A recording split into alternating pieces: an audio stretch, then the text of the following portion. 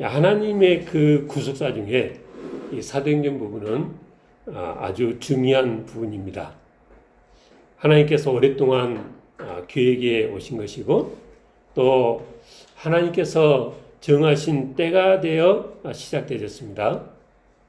그래서 드는 생각이 모든 여건이 초대교회가 세워져 나가기에 가장 좋은 최고의 환경에서 초대교회가 시작되지 않을까 그런 생각이 드는 것입니다.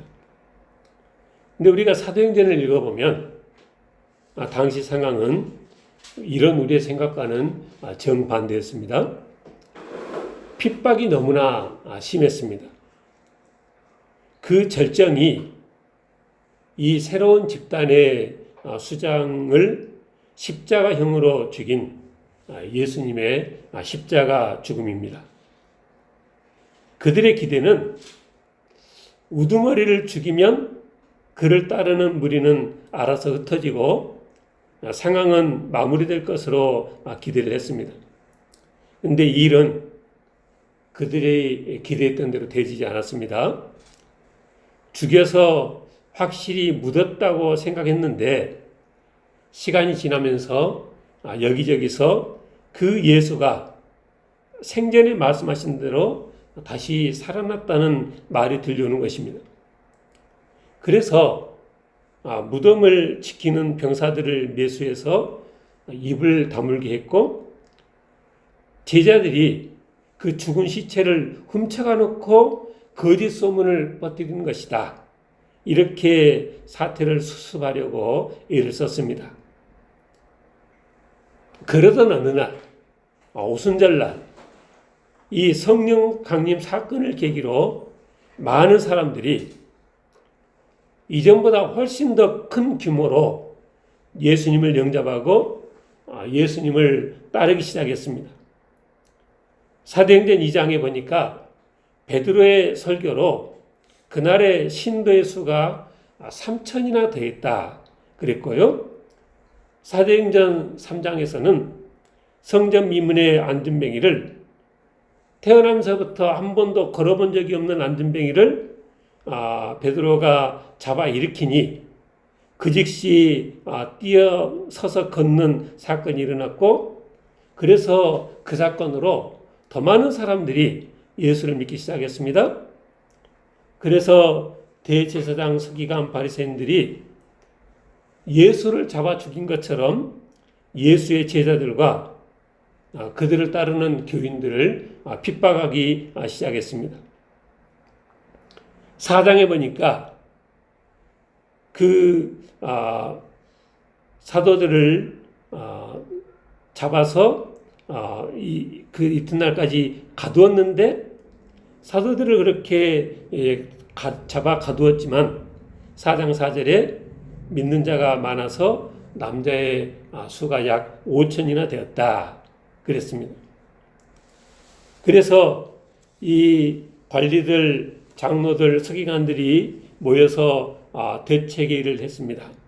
그리고 사도들을 가운데 세우고 너희가 지금 그렇게 하는 것이 무슨 권세 누구의 이름으로 그렇게 하는 것이냐. 그랬을 때 베드로가 성령이 충만해서 너희가 십자가에 못 박고 너희가 그렇게 십자가에 못 박았지만은 하나님이 죽은 자 가운데서 살리신 나사렛 예수 그리스도의 이름으로 이 사람이 그렇게 건강이 된 것이라. 다른 이로서는 구원을 받을 수 없나니 다른 이름을 우리에게 주신 일이 없다.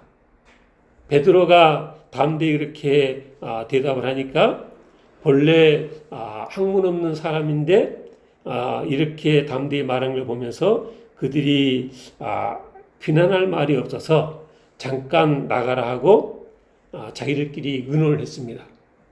이 사람들을 어떻게 하겠냐. 이렇게 유명한 표적들이 많이 나타나서 우리도 부인할 수 없는데 그래서 더 이상 퍼지지 못하게 협박하고 아무에도 말하게 하지 말자. 그래서 그들을 다시 들어오라 하고 예수의 이름으로 말하지도 말고 가르치지도 말라.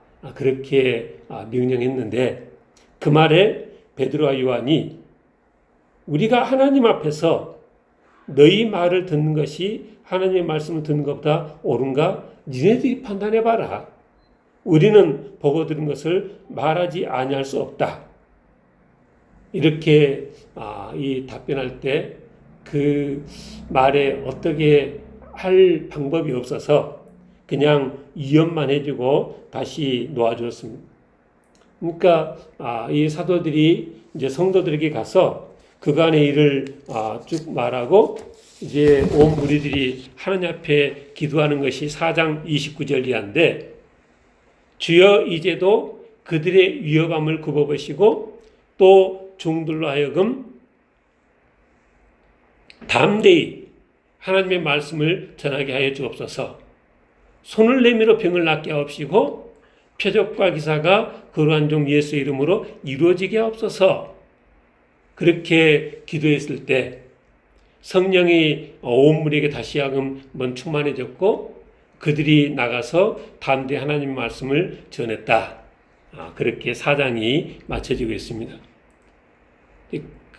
그리고 이제 오늘 본문인 사도행전 5장인데 5장 12절부터 보니까 초대교회 그 사도들의 손을 통해서 5장 12절에 표적과 기사가 많이 일어났다.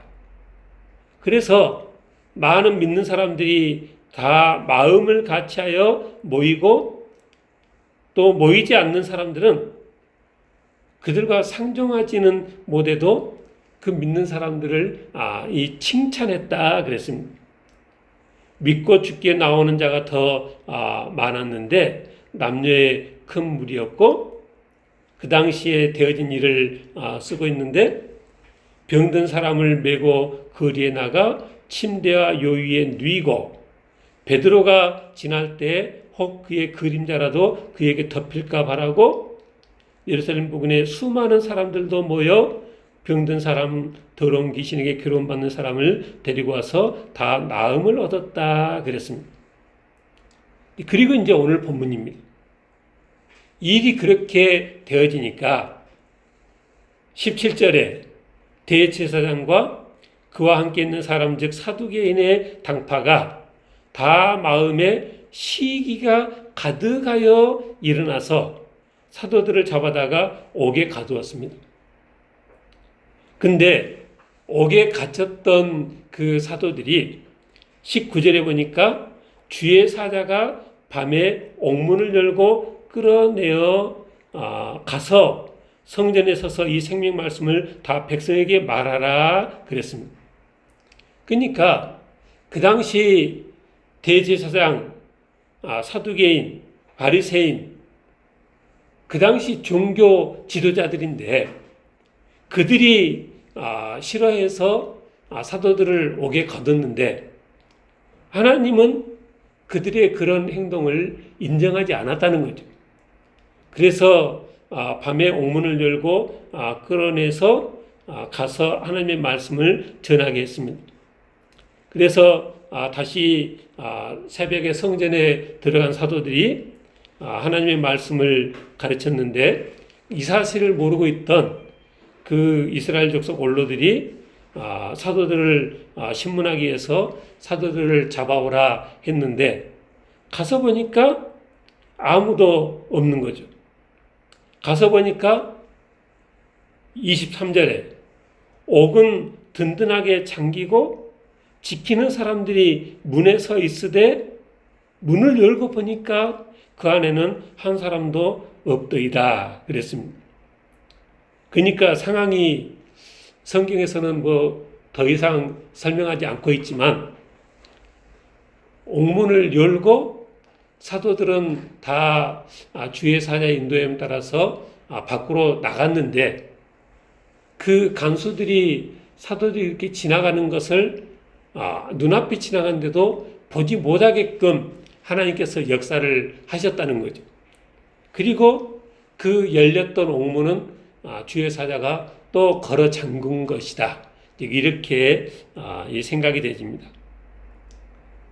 그래서 그 얘기를 듣고 성전 맡은 자와 제사장들이 도대체 이 일을 어찌할까? 앞으로 일이 어떻게 될 것인가?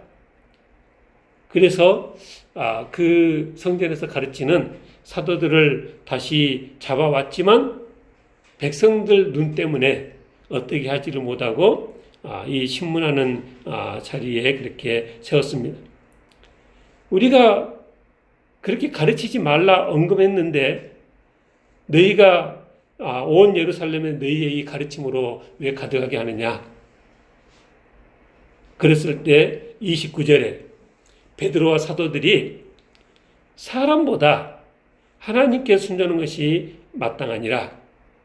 너희가 나무에 달아 죽인 예수를 우리 조상의 하나님이 살리시고 이스라엘에게 회개함과 죄사함을 주시려고 그를 오른손으로 높이사 임금과 구주로 삼으셨느니라. 우리는 이 일의 증인이라. 그래서 사도들의 그러한 말에 다들 분노했고 사도들을 잡아 죽이고 싶었지만 34절 이하에 보니까 가말리엘이 그랬습니다.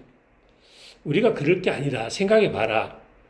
36절에 이전에 드다가 일어났을 때도 한 400명 정도 따랐지만은 그가 죽고 나니까 다 흩어졌고 또 37절에 갈릴리 유다가 일어났을 때도 많은 사람들이 따랐지만은 그가 다 망하니까 또 흩어지지 않았느냐.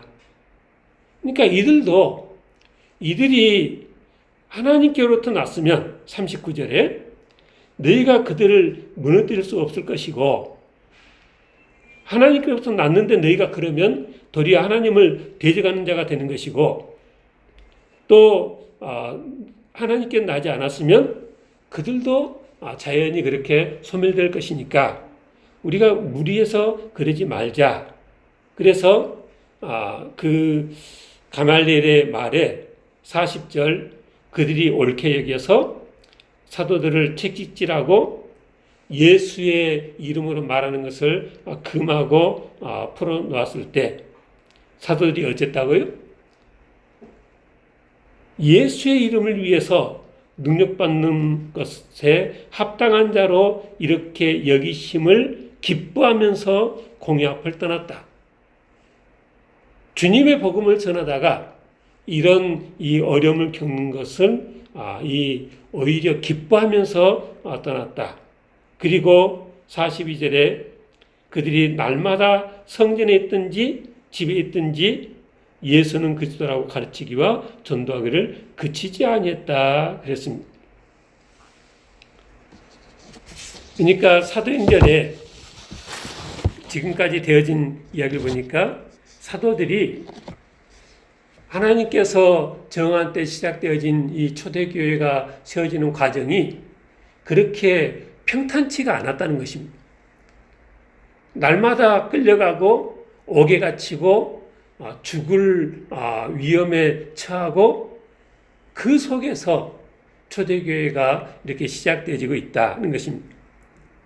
5장까지만이 아니고 6장에 보면 스데반이 또 이 붙들려 가서 이 7장에 보면 순교당하는 이야기를 우리가 잘 아는데 스데반도 그들 앞에 끌려가서 이렇게 이 하나님의 이 복음을 전했을 때 7장 55절에 스데반이 성령 충만하여 하늘을 우러러 주목하여 하나님의 영광과 예수께서 하나님 우편에 서신 것을 보고 말하되 보라 하늘이 열리고 인자가 하나님 우편에 서신 것을 보노라 한데 그들이 큰 소리를 지르며 귀를 막고 일제히 그에게 달려들어 성 밖으로 내치고 돌로 쳤다 그랬습니다.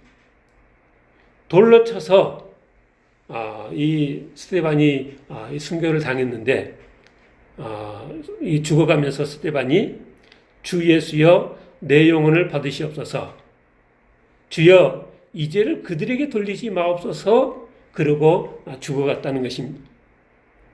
근데 8장 1절에 보니까 사울은 스데반이 그렇게 죽임당한 것은 마땅한 것이라 그렇게 여겼고요. 8장 1절 그리고 3절에 보니까 그날에 예루살렘에 있는 교회에 큰 박해가 있었다 그랬습니다. 그날에 큰 박해가 있어서 사도 외에는 다 유대와 사마리아 모든 땅으로 흩어졌다. 얼마나 그게 심각했으면 집을 두고 다들 그렇게 떠나갔겠습니까? 3절에 보니까 사울이 각 교회를 잔멸했다 그랬는데 3절 하반절에 각 집에 들어가 남녀를 끌어다가 옥에 넘겼다 그랬습니다. 그러니까 예수 믿는 이후로 다 끌려가서 투옥되어지는 일이 사도행전 8장 이하에 지금 이렇게 기록되고 있는 것입니다. 근데 사울이 그걸로 만족하지 않고 사도행전 9장으로 넘어가니까 우리가 잘 아는 다메섹 회심 사건이 나오는 사도행전 9장입니다. 근데 사울이 어떻게 한 거예요? 9장 1절에 주의 제자들에 대하여 여전히 위협과 살기가 등등하여 대제사장에 가서 다메섹 여러 회당에 가져갈 공문을 청하니 이는 만일 그 도를 따르는 사람을 만나면 남녀를 막론하고 결박하여 예루살렘으로 잡아오려 함이라. 그래서 대제사장이 공문을 가지고 다메섹으로 가는데 다메섹 가까이 갔을 때 호련히 하늘에서 빛이 그를 둘러 비쳤고 그때 주님께서 사울에게 나타나신 거죠. 주님께서 4절 5절에 사울아 사울아 네가 어찌하여 나를 박해하느냐? 사울이 주여 누구십니까? 주님께서 나는 네가 박해하는 예수다. 그리고 주님께서 사울에게 6절에 너는 일어나 시내로 들어가라. 네가 행할 것을 내게 이를 자가 있느니라. 그렇게 말하는데 같이 가던 사람들은 소리만 듣고 보지는 못했다. 그때부터 사울이 사람이 아무것도 보지 못해서 사람 손에 이끌려서 다메섹으로 들어가서 사흘 동안 보지도 못하고 먹지도 마시지도 못하는 상태로 있을 때 하나님께서 아나니아에게 또 이 사실을 말씀하셨고 사울에게 가서 그의 눈을 뜨게 하라 이렇게 되어진 거죠. 이 사건으로 사울이 180도 회심을 하게 되어졌다는 것이죠. 그래서 회복되어지고 이제 다메섹에서 제자들과 함께 있으면서 음식을 먹고 회복되어져서 20절에 그렇게 다메섹에 있는 크리스찬들을 체포하려고 갔던 사울이 20절에 즉시로 각 회당에서 예수가 하나님의 아들이심을 전파했다. 그래서 그 모든 사람들이 듣고 놀라면서 저가 이 크리스찬들을 멸하려던 자가 아니냐. 여기 온 것도 우리 예수 믿자들을 붙잡아 가려고 왔던 것이 아니냐. 그래서 다들 두려워했었다는 거죠. 근데 이제 시간이 지나면서 사울이 완전히 돌아섰다는 것이 알려졌고 그러니까 유대인들이 이제는 사울을 죽이려고 공모를 했고 그 사실이 알려져서 그 다메섹에 있는 크리스찬들이 이 사울을 사도행전 9장 25절에 보니까 광주리에 담아서 성벽에서 달아내려서 도망가게끔 그렇게 했다는 것입니다.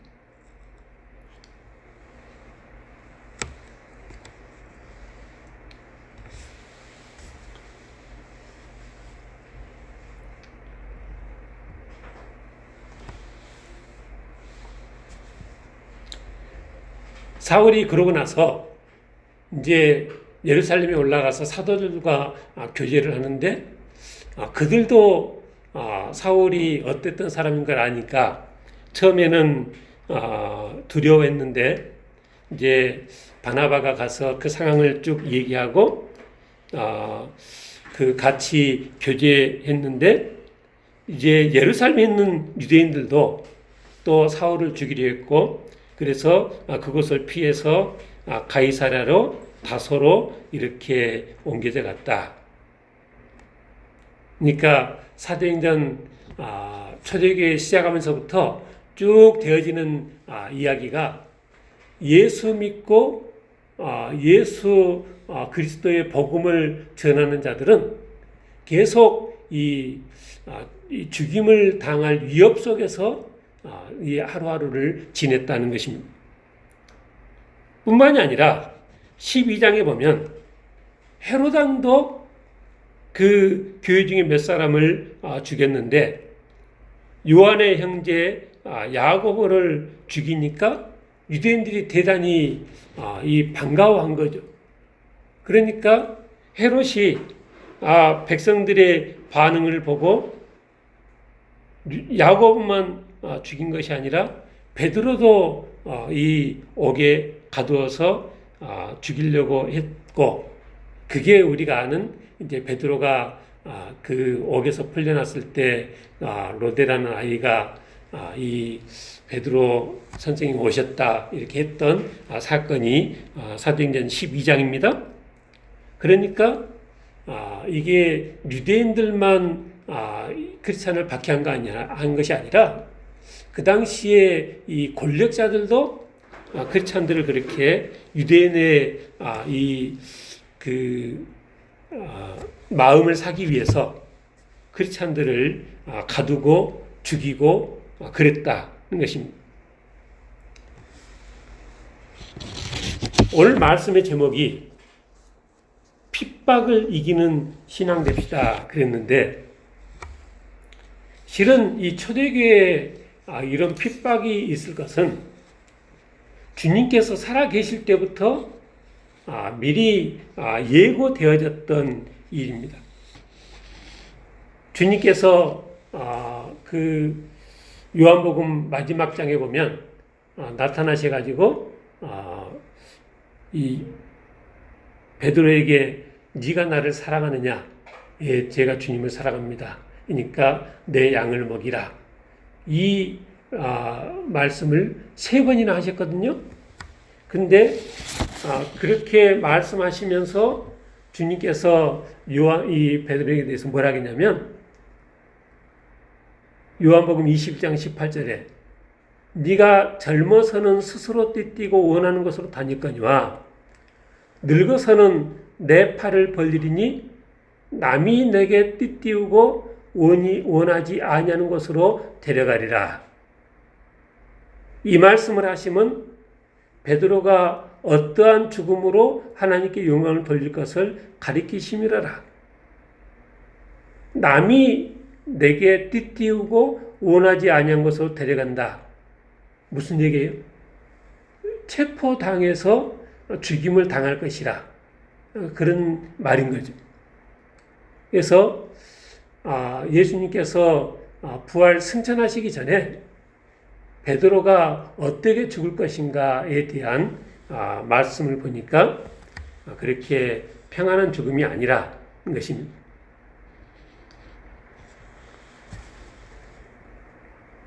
사울이 그렇게 다메섹에 가서 회심하게 되는데 그때 주의 천사가 아나니에게 가서 사울을 데려오라. 그랬을 때 아나니아가 뭐라고 했습니까? 그는 우리 예수 믿는 자들을 죽이는 자고 우리를 핍박하는 자입니다. 그랬을 때 주님께서 아나니에게 뭐라고 했느냐? 사도행전 9장 15절에 이 사람은 내 이름을 이방인과 임금들과 이스라엘 자손들에게 전하기 위하여 태간 나의 그릇이라. 그가 내 이름을 위하여 얼마나 고난을 받아야 할 것을 내가 그에게 보이리라. 그러니까 사울이 회심하고 바울이 됐는데 시작부터 주님께서 말씀하시는 길을 그가 내 이름을 위해서 얼마나 고난을 받아야 할 것을 내가 그에게 보이겠다. 그러니까 바울의 그 선교 사역이 고난의 이 길이었다는 것입니다. 복음서에 보면 주님께서 늘 믿는 자들에게 십자가의 이 도에 대한 가르치심을 하셨습니다. 마태복음 10장 32절 누구든지 사람 앞에서 나를 시인하면 나도 하늘에 계신 내 아버지 앞에서 그를 시인할 것이요 누구든지 사람 앞에서 나를 부인하면 나도 하늘에 계신 내 아버지 앞에서 그를 부인하리라. 자기 십자가를 지고 나를 따르지 않는 자도 내게 합당하지 아니하니라. 자기 목숨을 얻는 자는 잃을 것이요 나를 위하여 자기 목숨을 잃는 자는 얻으리라. 그러니까 신앙생활이 하나님께서 주시는 영육간의 강건한 복으로 늘 평안을 누리는 것이 아니라 내 목숨을 걸고 내 십자가를 지고 주님을 따르는 것이다. 처음부터 그렇게 말씀하셨다는 거죠. 마태복음 16장 24절 누구든지 나를 따라오려거든 자기를 부인하고 자기 십자가를 지고 나를 따를 것이니라. 제 목숨을 구원하고자 하면 잃을 것이요 누구든지 나를 위하여 제 목숨을 잃으면 찾으리라. 그러니까 죽을 걸 각오하고 신앙생활을 해야 한다. 그런 말씀이신 거죠. 누가복음 14장에서는